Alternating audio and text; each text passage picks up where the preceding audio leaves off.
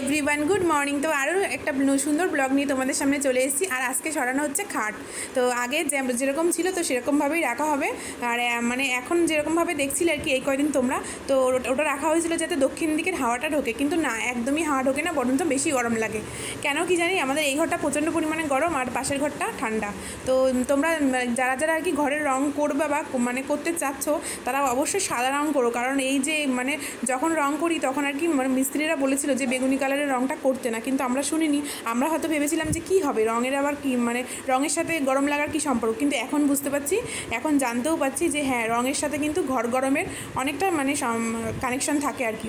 তো এই দেখো, পাশের বাড়ির একটা ভাই এসছে, আয়নের পাপা তো একা পারবে না, তো এই ভাইটা আর আয়নের পাপা মিলে খাটটাকে সেট করছে। এখানে আয়নের পাপা আবার বাজার থেকে নিয়ে চলে এসেছে শিং মাছ, আর এদিকে এনেছে সিলভার কাপ মাছ, তো আর এদিকে এনেছে লাল শাক, আর এখানটা এনেছে হচ্ছে শশা। তো অনেকদিন পরে শশা খাবো আজকে। আর এখানে এনেছে হচ্ছে পটল, উচ্ছে, আলু, পেঁয়াজ। তো একদম রান্নাবান্না করে তোমাদের সামনে চলে আসলাম। আলু দিয়ে ভেন্ডি দিয়ে তরকারি করেছি একটা, আর করেছি হচ্ছে মাছের মানে ঝাল মতো আর কালিয়া মতো, যাই বলো না কেন। তারপরে খাওয়া দাওয়া শেষ করে এই দেখো জামা কাপড় কাচতে এখন বসবো, তাই তোমাদের সাথে একটু ভিডিওটা শেয়ার করে নিলাম। আমার এর থেকে অনেক অনেক বেশি জামা কাপড় হয়, আজকে তো একটু কমই আছে, এটা প্রথম স্টেজ। এরপরেও আর মানে আরও স্টেজ থাকবে, যেটা আবার পরের বার কাচতে হবে আর কি। তো ততক্ষণে আমি এখানে যা বেড তারপরে হচ্ছে জানলা ঠান্নাগুলো ভালো করে ক্লিন করে নিয়েছি ডেটল ফিনাইল দিয়ে।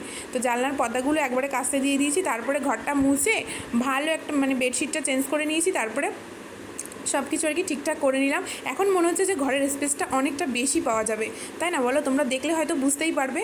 আর এখানে জামা কাপড়গুলো এই দেখো কেচে একদম মেলে দিয়েছি। তো আজকে তো কমই আছে। তো এদিকে আর আয়ন শোনা হচ্ছে পাশের বাড়ির একটা বোন এসছে, ওই বৌদির মেয়ে, ওর সাথে খেলাধুলা করছে। আর জানো তো যে মানে ঘর মোছার ওই লাঠিটা না ভীষণ পরিমাণে নোংরা হয়েছে। তো ঘর মোছার লাঠিটা যদি নোংরা হয় তাহলে ঘরটাও মুছতে গেলেও নোংরা হবে। তো এটাকে ভালো করে গরম জলে চুবিয়ে এখন এটাকে আর কি কাচাকাচি করছি। পুজো দিয়ে স্নান করে এই যে চলে এসেছি, আর প্রচণ্ড পরিমাণে গরম। আয়ান হচ্ছে ওর পাপাও বাড়ি চলে এসেছে। তো আয়ানও ওর বাবার সাথে ওই পায়রার বাক্সর ওখানে গেছে, আরও দু পায়রাকে খাওয়াতে গেছে আয়নের বাবা। তো আমাদের গাছের লেবু, মৌসম্বি লেবু পেকে গেছে, দেখেছ? তা আয়নের বাবা ছিঁড়ে নিয়ে আসলো এই মাত্র। আর এখানে যে দুধ জাল দিচ্ছি গ্যাসে। আর এখানে যে সকালে তরকারি রান্না করেছিলাম, সেই তরকারিটা রয়েছে, ভিন্ডির তরকারি রয়েছে। ওই দেখো আয়নের পাপা, দেখতে পাচ্ছ পায়রার ঘরে বসে আছে। তো ভীষণ নেশা পায়রার, কি জানি কি করে দুদিন পর পর বুঝতে পারি না। তো এই যে আয়নও গেছে, আয়ান তো ভীষণ খুশি। তো এখন এই যে ভাত খেতে বসে পড়লাম, আয়নের পাপাও খেতে বসে পড়েছে। তো এই যে ভেন্ডির তরকারি নিয়ে নিচ্ছি, আর দারুণ হয়েছিল কিন্তু ভেন্ডির তরকারিটা, জানো তো। আর এখানে নিয়ে নিচ্ছি মাছের ঝাল, তো ভীষণ ভালো হয়েছিল, মাছের ঝালটাও ভীষণ ভালো হয়েছিল। তো খেয়ে তো ভীষণ গরম লাগছে ঘরে। তো আয়নের পাপা বললো চলো তাহলে মাঠের দিক থেকে ঘুরে আসি। তো এই জন্যই যাচ্ছি আর কি মাঠে। আর আজকে কিন্তু শনিবার।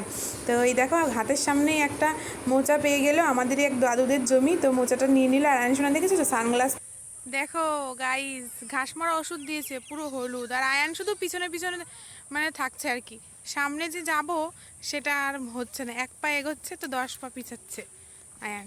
তো ওই করে, ওই কিন্তু বললো যে মাঠে আসবে, তারপর ওই বাহানা করছে। আর এত গরম, এদিকে হাওয়া নেই, ওই আরো আরো সামনে যেতে হবে, ওইখানটায় হাওয়া। আগের দিন গিয়েছিলাম না, ওখানটায় হাওয়া আছে, এদিকে হাওয়া নেই, মানে প্রচণ্ড পরিমাণে গরম, আরও বেশি গরম।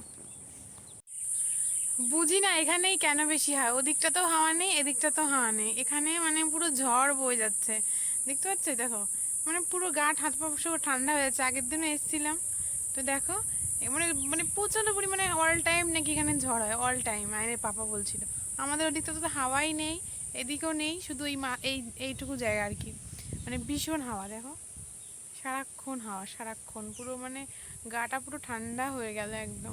গুড ইভিনিং সবাইকে।